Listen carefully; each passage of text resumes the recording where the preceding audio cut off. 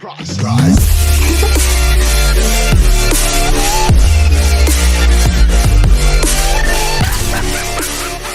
up, guys? It's your boy T, and yo, I did this recording already, but the problem is my voice kind of broke the sound barrier because I'm talking really loud. I got too much energy. Like, just listen to this real quick. What's up, guys? It's your boy T, and okay, but anyway, it's good to see y'all again. I gotta admit, it's good to see y'all again. And into this year in 2023, bro, I got so much content that's gonna be coming out. So many projects that I can't wait to make for y'all. Yes, for you guys. Because I gotta admit, for the last two videos, this is kind of like the most I've ever gotten over the last like year or so of me doing this.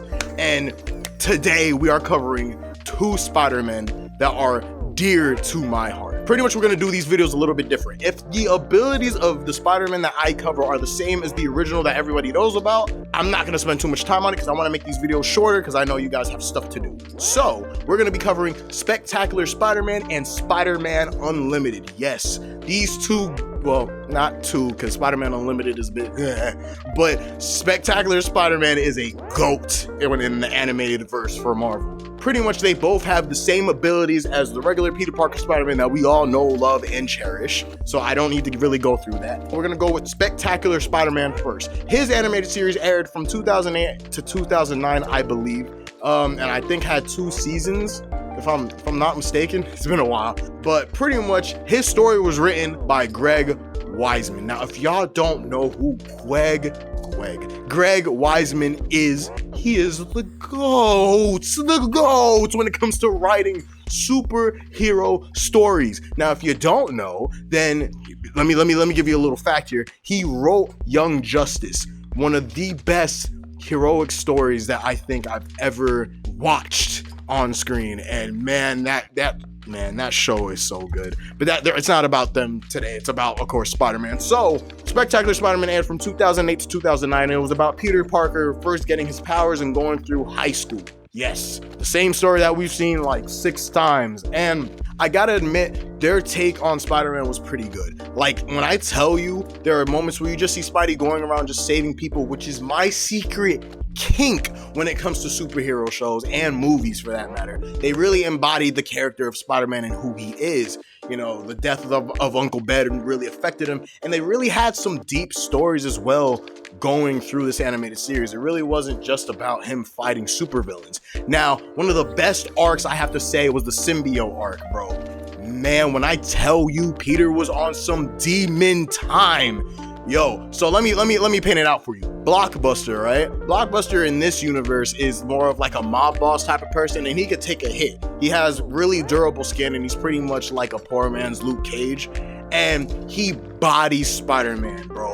Like, when they first meet, he lays the hands on him, son, and then once Spider-Man gets the symbiote, bro, he puts on his black Air Forces, goes back, and is like, hey, man, I need some money, dog, and I really don't care how I get it, bro. It's all about that demon time out here. But yeah, I really hold this series near and dear to my heart. And don't even get me started on that intro, son. That intro was pure heat, bro. Just listening to it now, after so many years of not ever hearing it, bro, it still gets me hyped. It makes me want to watch the show, man. This shit was tough. But now moving on to Spider-Man Unlimited. Spider-Man Unlimited aired in the late 90s and early 2000s, and sadly it only had 1 season due to writing problems. When it comes to the writing, it's not very good, but I'm gonna explain the story, and this story sounds awesome, right? The story opens up with J. Jonah Jameson's son going on this project to go to a counter Earth. They found out that there is a planet on the other side of the sun, and they're like, oh, let's go there. So of course, in the Marvel universe, every time when people want to do something, you know, the villains are petty as crap and decide, oh well, I'm gonna mess this up somehow. Venom and Carnage decide to hijack the spaceship and go to counter Earth as well.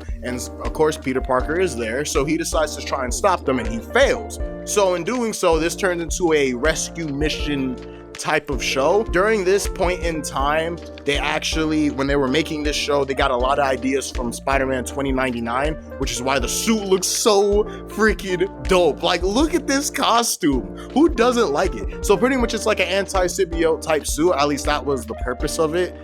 It doesn't really do anything different other than graft on to his skin. So, I mean, At least it looked cool, right? And on this counter Earth, they're going up against the High Evolutionary, which looks very different in this show. It's just some old white guy. Like, that's really all he is. But pretty much you learn that J. Jonah Jameson's son is the leader of the resistance that's there. And you run into old villains of Spider-Man on this counter Earth, but they're actually good guys, which sounds so cool. There is this Green Goblin Vulture hybrid that's there. And I remember when he first appears, I was like, yo, the Green Goblin is here, son. Like, he's here. And he's helping the Resistance, which sounds so cool. But the issue with shows like this is that it may look cool and sound cool, but if the writing isn't good, then the show isn't good itself. It didn't really capture, the Peter Parker look that we all know and love. It doesn't really capture like grounded moments like Spectacular Spider-Man or Spider-Man the animated series that came out before it. Like in Spectacular Spider-Man, there was a moment in the symbiote saga where he really had to think about what he wanted to do because the symbiote was really getting to his head, and he had to think about Uncle Ben and all the lessons that he's learned since he's put on the mask. In this show, you don't really get that. So sadly, this show only had one season, and I believe it was like maybe, I don't even remember how many episodes it really had, and it just went off the air. Cool design, cool premise, just bad writing. So these two are kind of opposites of each other, where I feel like Spectacular Spider-Man had one of the most perfect running stories. Yeah, there was some episodes that were a bit boring, but like overall it was a good show until it was taken over by a specific show that I don't ever want to talk about and probably might have to. Oh boy. But anyways, that is all for today. I hope you guys enjoyed the video. Like and comment down below, just so that I can know you guys like this stuff, and comment and let me know what you guys want to see next. And also hit that subscribe button and that notification bell. That way you can stay up to date with whenever I'm posting, really. And I try to stay on top of things just so then you guys get good content. And yeah, I hope you guys have a great 2023. And I'll catch you guys in the next video where we cover all things Spider-Man. Peace.